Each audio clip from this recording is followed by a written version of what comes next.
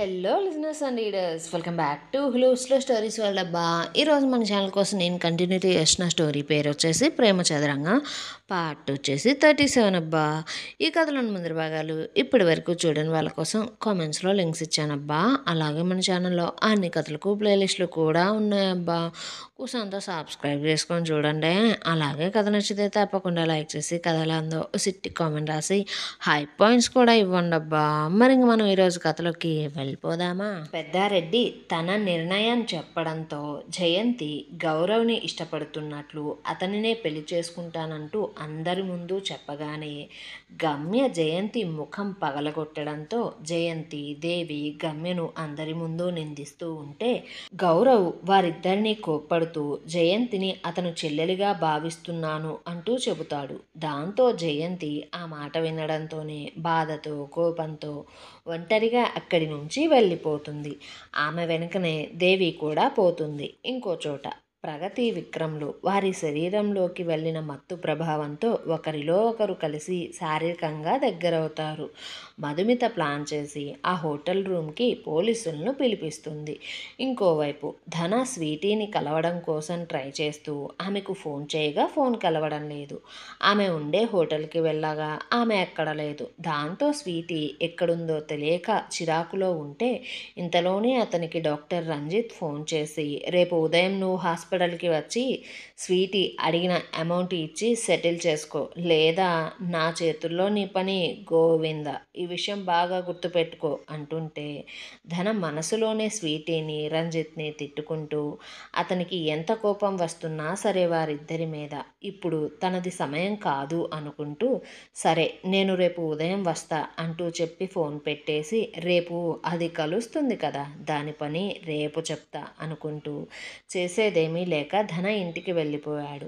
రంజిత్ అప్పుడే Gaurav company employees health files చూస్తూ వాటిలో గౌరవ్ స్వీటీ గురించి ఎంక్వైరీ చేయించిన ఫైల్ కలిసిపోవడంతో దాన్ని అదే సమయంలో ఓపెన్ చేసి మొత్తం చూసి ఏంటిది స్వీటీ గురించి ఉంది అనుకుంటూ అది ఎక్కడ ఎలా కలిసిందో ఆలోచిస్తూ దాన్ని గౌరవ్ టేబుల్ మీద చూడడాన్ని గుర్తు చేసుకుంటూ గౌరవ్ అసలు ఎందుకు స్వీటీ గురించి ఎంక్వైరీ చేయించాడు, ఏంటి కారణం, అంటే ఈ పిల్లవాడి కంపెనీలో ఏదన్నా జాబ్కి అప్లై చేసిందా లేదా ఇంకేమన్నా విషయం ఉందా అనుకుని దాన్ని తెలుసుకోవడం కోసం గౌరవ్కి ఫోన్ చేస్తే గౌరవ్ ఇంట్లో అదే సమయంలో పెద్దారెడ్డి జయంతి దేవి పంచాయతీ జరుగుతూ ఉంటే అతను ఫోన్ కాల్ రావడం చూసినా సరే ఫోన్ తీసే పరిస్థితుల్లో లేడు.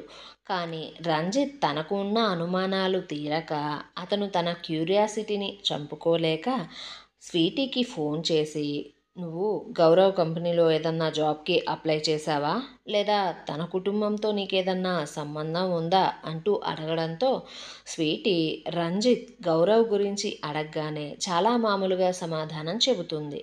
ఎందుకంటే తనకు అసలు విషయం తెలియదు కాబట్టి. స్వీటీ రంజిత్ సార్, గౌరవ్తో నాకు ఎలాంటి సంబంధం లేదు, నేను ఆ కంపెనీలో ఎలాంటి జాబ్కి కూడా అప్లై చేయలేదు సార్, కాకపోతే ధన గౌరవ్ తమ్ముడు, తన పెద్దమ్మ కొడుకు అంటూ చెప్పడంతో రంజిత్ ఆ మాటకు షాక్ అవుతూ గౌరవ్ తమ్ముడా ధన అంటూనే మరి అతనికి నీ గురించి అంటే ధనకు నీకు ఉన్న సంబంధం గురించి తెలుసా, నువ్వు ఎలాంటి దానివో ఏం చేస్తావో అంటూ అడగగానే స్వీటీ అలా ఏమీ తెలియదు, కానీ మా ఇద్దరి సంబంధం తనకు మరోలా తెలుసు, నా గురించి నేను చేసే పని గురించి మాత్రం గౌరవ్ సార్కి తెలియదు అంటుంటే రంజిత్ ఆ మాటలకు చిరాగ్గా విషయం సరిగా అర్థం కాక స్వీటీ నువ్వు అసలు ఏం మాట్లాడుతున్నావో సూటిగా మాట్లాడు, నేను అడిగిన దానికి సూటిగా సమాధానం చెప్పు అంటూ అడగగానే స్వీటీ రంజిత్ మీద నమ్మకంతో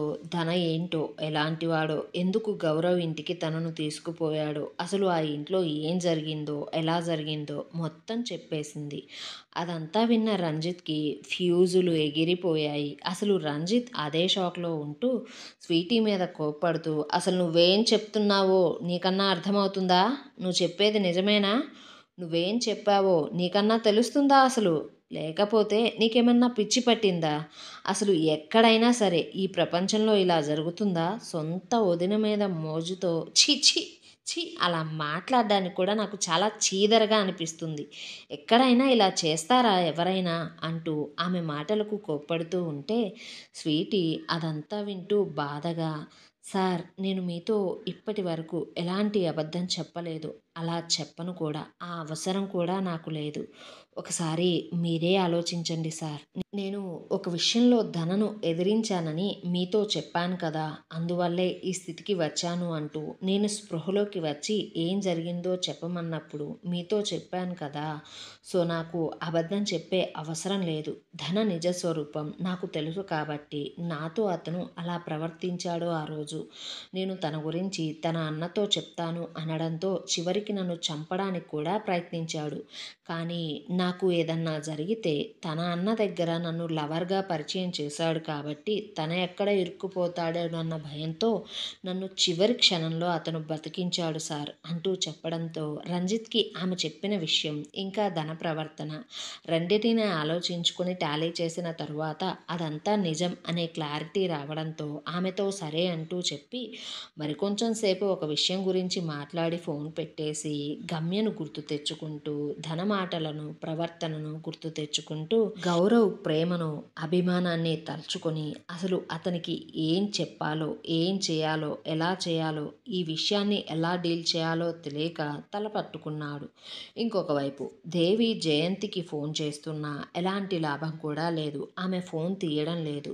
దేవిది ఆటో కావడంతో జయంతి కార్ని ఫాలో చేయలేకపోతుంది. జయంతి ఏమో కోపంతో బాధతో విపరీతమైన వేగంతో కారు నడుపుతూ ఉంది. ఇంకొక వైపు గమ్య బెడ్రూమ్లో ఒంటరిగా కూర్చొని దేవి జయంతి తనను అన్న మాటలను అవమానించిన తీరును తలుచుకొని బాధపడుతూ ఉంటే గౌరవ్ ఆమెకు నచ్చచెబుతూ ఆమెను మామూలు స్థితికి తీసుకుని రావడానికి కోసం చూస్తున్నా ఎంతకీ ఆమె మామూలుగా అవ్వకపోవడంతో గుర్రుగా గౌరవ్ గమ్యను చూస్తూ తన మూడ్ మార్చాలి అనుకుంటూ నువ్వు ఇలాగే నన్ను పట్టించుకోకుండా ఉంటే నేను జయంతి ఇంతకు ముందు చెప్పిన విషయం గురించి ఆలోచిస్తాను.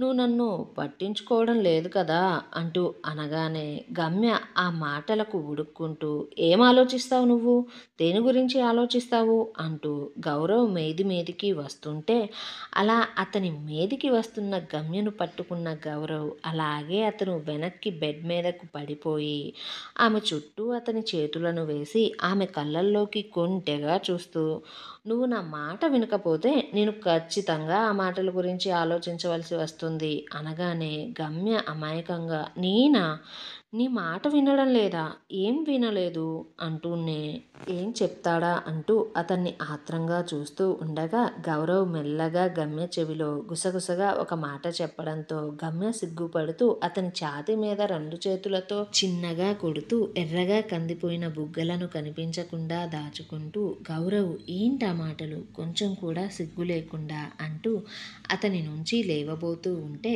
గౌరవ్ ఆమెను లేవకుండా చేస్తూ మోహంతో ఆమెను చుట్టేసి మాటలే కాదు బంగారం చేతలు కూడా ఉన్నాయి నా దగ్గర అంటూ ఆమెను మెల్లగా అతని కిందికి చేర్చుకొని ఆమె మీదకు అతను చేతుల భారంతో చేరిపోయి వారిద్దరి మీద పక్కనే ఉన్న దుప్పటిని కప్పి ఆ దుప్పటి నుండి వారిద్దరి వస్త్రాలను బయటికి పడేసి మెల్లగా ఆమె పెదవుల మీద ముద్దు పెట్టడం మొదలు పెడుతూ ఆమె శరీరానికి అతని శరీరంలోని ప్రతి అణువు తాకేలా ఆమెను బంధించేస్తూ తనువుల సయ్యాటను మొదలు పెడుతూ అతను చేసే ప్రతి పనిలో గమ్యకు సరికొత్త సుఖాన్ని చూపిస్తూ కొత్త ప్రేమను పరిచయం చేస్తూ రెండు శరీరాలతో సరికొత్త యుద్ధాన్ని గమ్యకు రుచి చూపిస్తూ ఇష్టంగా ఆమె తనువును చేర్చుకుంటూ ఆమె ప్రతి కదలికను ఆమెలోని ప్రతి స్పందనను ఆస్వాదిస్తూ వారిద్దరూ కూడా వారి ప్రేమ ప్రపంచంలో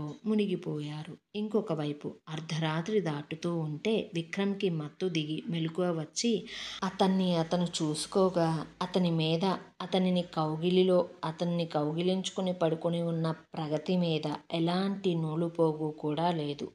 దాంతో విక్రమ్కి వారిద్దరి మధ్య ఆ రాత్రిలో ఏం జరిగిందో అతనికి బాగా అర్థమైంది. కానీ ఎలా జరిగిందో అర్థం కావడం లేదు. ఎంతగా ఆలోచించినా సరే అతనికి అసలు తెలియడం లేదు, గుర్తుకు కూడా రావడం లేదు. వారిద్దరి మధ్య ఇప్పుడు ఏదైతే జరిగిందో అది ప్రగతి ఇష్టంతో కాకుండా ఏదో తెలియని మైకంలో చేసింది అనే విషయం మాత్రం విక్రమ్కు చాలా బాగా అర్థమైంది. కానీ అసలు వాళ్ళు ఇద్దరూ కూడా ఆ మైకంలో పడడానికి కారణమేంటో తెలియక చాలాసేపు అతను దాని గురించి ఆలోచించిన తరువాత అతనికి ఎక్కడో ఏదో తప్పు జరిగింది అనిపిస్తూ ఉంటే, ఇప్పుడు వారిద్దరి మధ్య జరిగింది ఏదైతే ఉందో అది ఎవరో కావాలని ప్లాన్ చేసినట్లుగా అతనికి క్లారిటీ వచ్చింది. కానీ ఎవరు ఎందుకు చేశారో అతనికి ఎంత ఆలోచించినా అర్థం కావడం లేదు. అయితే విక్రమ్ అదే విషయం ఆలోచిస్తూ అతని మీద ఉన్న ప్రగతిని పక్కకు పడుకోబెట్టి ఆమె మీద దుప్పటి కప్పి అతను బట్టలు వేసుకుంటూ ఉండగా అప్పుడే ఆ రూమ్ దగ్గరికి పోలీసులు, మీడియా వారు వచ్చి డోర్ కొడుతూ ఉంటే ఆ శబ్దం వినగానే విక్రమ్కి గుండె ఆగినంత పని అయ్యింది. ఆ సమయంలో ఎవరు అక్కడికి వచ్చారు అనుకుంటూ సమయం చూడగా 2 అయ్యింది. విక్రమ్ భయంతో డోర్ తీయడం లేదు. దాంతో బయట ఉన్నవారు మర్యాదగా డోర్ తీస్తే ఓకే, లేకపోతే మేమే హోటల్ మేనేజ్మెంట్తో చెప్పి స్పేర్ కీ సాయంతో డోర్ని ఓపెన్ చేస్తాం అంటూ బెదిరిస్తూ ఉన్నారు. ఇంకోవైపేమో పెద్దారెడ్డి జరిగింది మొత్తం తలుచుకుంటూ ఎంతసేపటికి నిద్ర పట్టక 2 పెగ్గులు వేసి పడుకుని ఉంటే అప్పుడే పడుతున్న అతని నిద్రను డిస్టర్బ్ చేస్తున్నట్లు అతని ఫోన్ మోగింది. దాంతో చేసేదేమీ లేక ఫోన్ తీసి ఫోన్లో చెప్పిన వార్త వినడంతోనే అతనికి గుండె ఆగిపోయినంత పని అయ్యింది. ఏమండోయ్, మరిప్పుడు పోలీసులను, మీడియాను చూసిన విక్రమ్ పరిస్థితి ఏంటి? ప్రగతి తనకు తెలియకుండా తన జీవితాన్ని ఎలా నాశనం చేసుకుంది?